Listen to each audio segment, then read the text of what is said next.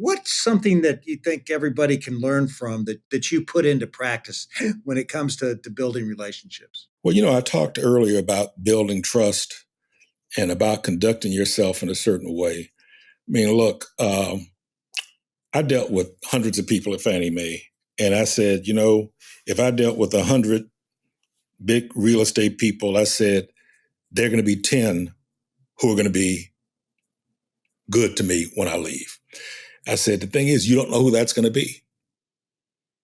And we got some deals. I remember I was once at a conference, was walking along, and I ran across a guy whose company had almost gone under in the financial crisis.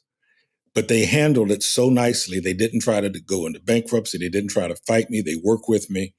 And so I didn't deny them credit. I just put the, on more conservative terms. So they survived, and I ran across the CEO, and he said, Ken, how are you doing? I said, man, it's hard out here. I said, I need some deals. He said, you know what? We've got some properties for sale. He says, look, I've got a fiduciary responsibility, but I'll let you get a last look. And so I got a deal like that. Another time, there was a guy who had worked at one of my lenders.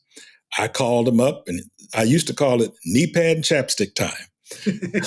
I'm on my knees begging, and I got chapstick because I'm having to kiss a lot of you know what.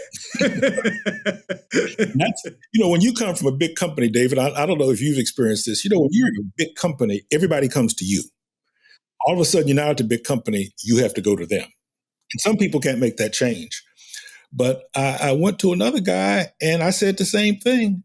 And he called me up and said, look, I've got a deal. I'm going to put it on the market. I'll give you notice. He called me back the next day, said, you know what? I'm not going to put it on the market. I'm going to get a broker's price opinion, and you and I will negotiate the price. And that's how we did the deal.